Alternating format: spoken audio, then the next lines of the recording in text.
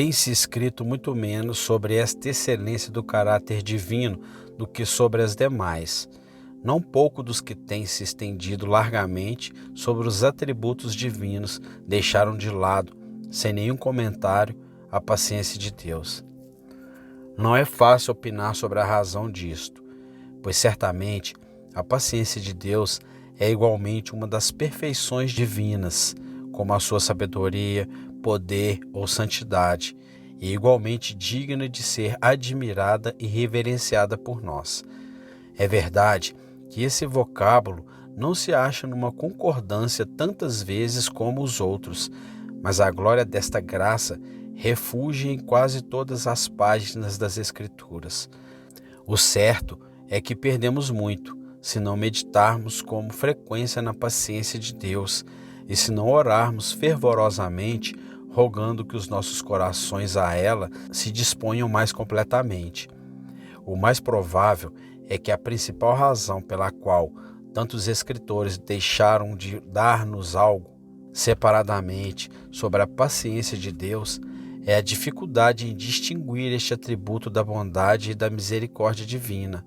Particularmente desta última, a longanimidade de Deus é mencionada repetidamente, era conjunto com a sua graça e misericórdia, como se pode verificar consultando o Êxodo capítulo 34, versículo 6, Números capítulo 14, versículo 18, Salmos capítulo 86, versículo 15. Não se pode negar que a paciência de Deus é realmente uma demonstração da sua misericórdia. Na verdade, o modo pelo qual esta se manifesta frequentemente. Não se pode conceder, porém, que ambas sejam uma só e a mesma excelência e que não se possa separar uma da outra. Embora não seja fácil distinguir entre elas, as Escrituras nos autorizam plenamente a afirmar sobre uma delas algumas coisas que não podemos afirmar sobre a outra.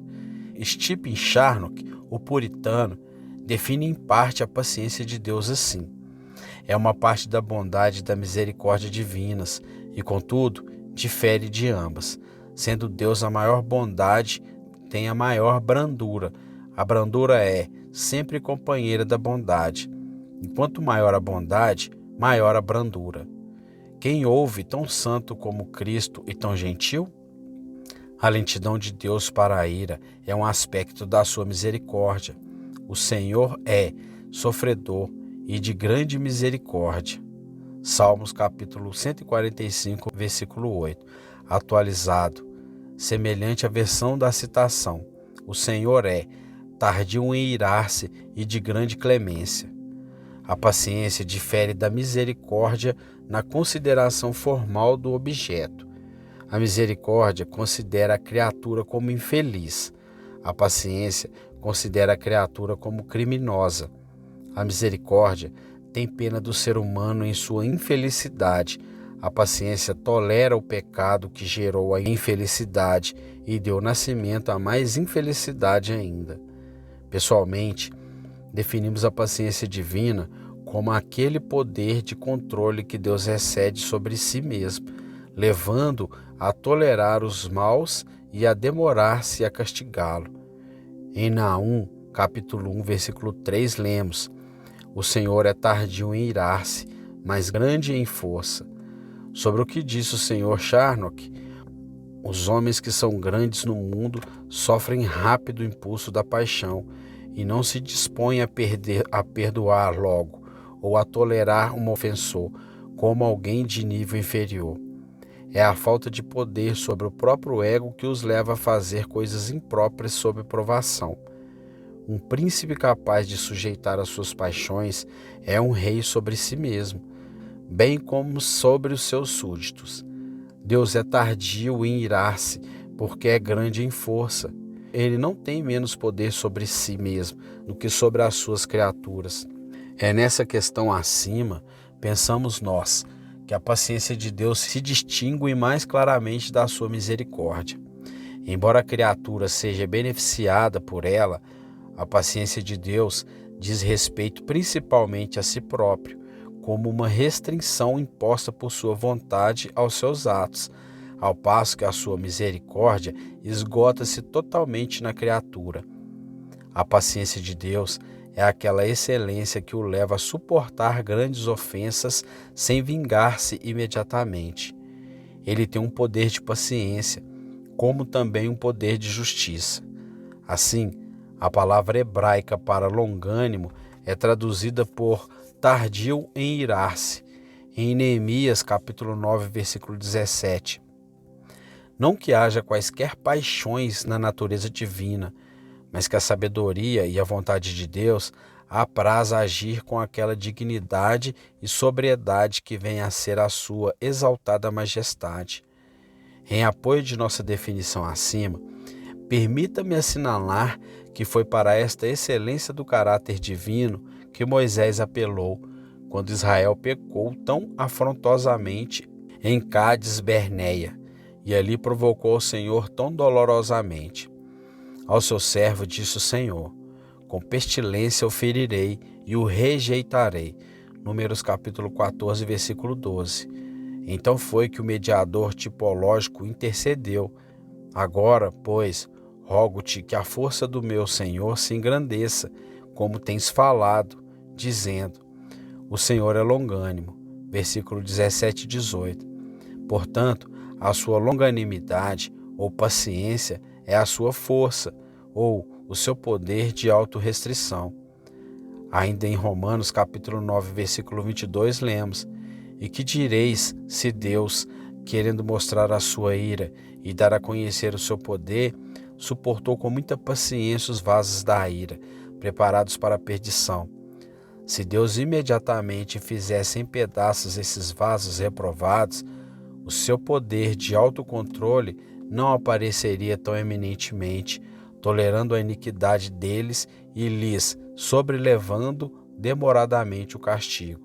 O poder da sua paciência fica demonstrado gloriosamente.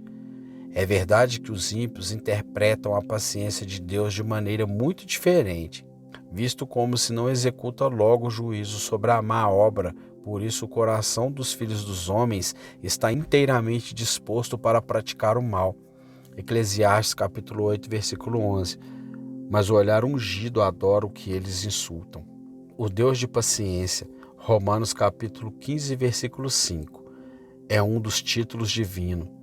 A deidade é assim denominada, primeiro, porque Deus é tanto o autor como o objeto da graça da paciência na criatura. Segundo, porque isto que ele é em si mesmo, a paciência é uma das suas perfeições. Terceiro, como um padrão para nós, revesti-vos, pois, como eleitos de Deus, santos e amados, de entranhas e misericórdias, de benignidade, mansidão, longanimidade. Colossenses capítulo 3, versículo 12. E ainda, sede, pois, imitadores de Deus como os filhos amados. Efésios capítulo 5, versículo 1. Quando tentado a aborrecer-se com a lerdeza de outrem ou a vingar-se de alguém que o ultrajou, lembre-se da infinita paciência e longanimidade de Deus para com você. A paciência de Deus se manifesta em sua maneira de tratar os pecadores. Quão surpreendentemente foi demonstrado para com os antediluvianos, quando a humanidade estava universalmente degenerada e toda a carne havia corrompido seus caminhos. Deus não a destruiu sem antes adverti-la. A longanimidade de Deus esperava. 1 Pedro capítulo 3, versículo 20. Deus esperou não menos de 120 anos. Gênesis capítulo 6, versículo 3. Tempo durante o qual Noé foi pregoeiro da justiça. 2 Pedro capítulo 2, versículo 5.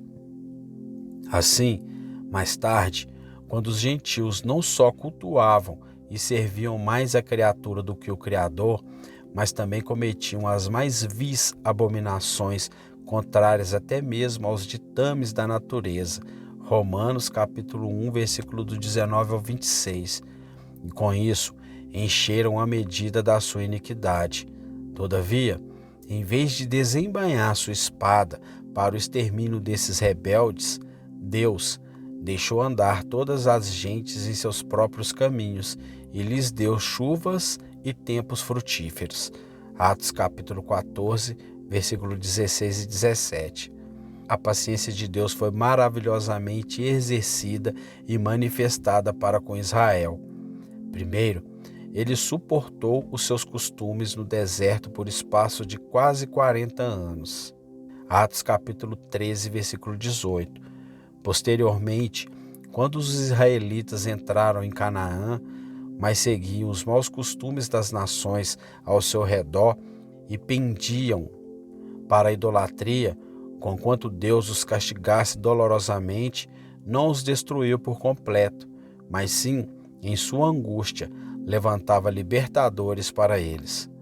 Quando a sua iniquidade subiu a tal ponto que ninguém, senão um Deus de infinita paciência, poderia suportá-los, eles, não obstante, poupou-os durante muitos anos antes de deixar que fossem levados para a Babilônia. Finalmente, quando a sua rebelião contra ele atingiu o clímax pela crucificação de seu filho, Deus esperou 40 anos antes de enviar os romanos contra eles, e isso só depois deles julgarem que não eram dignos da vida eterna. Atos capítulo 13, versículo 46.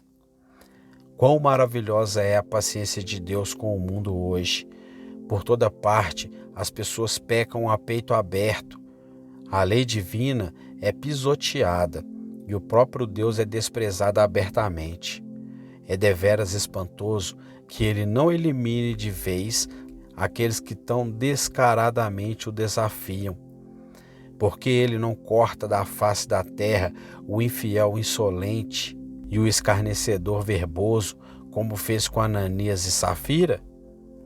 Porque não faz a terra abrir a boca e devorar os perseguidores do seu povo para que, à semelhança de Data e Abirão, fossem vivos para o abismo?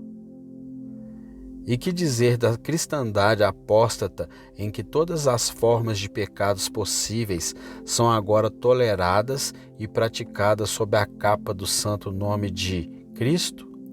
Por que a justa ira do céu não põe fim a tais abominações? Somente uma resposta é possível, porque Deus tolera com muita paciência os vasos da ira, preparados para a perdição.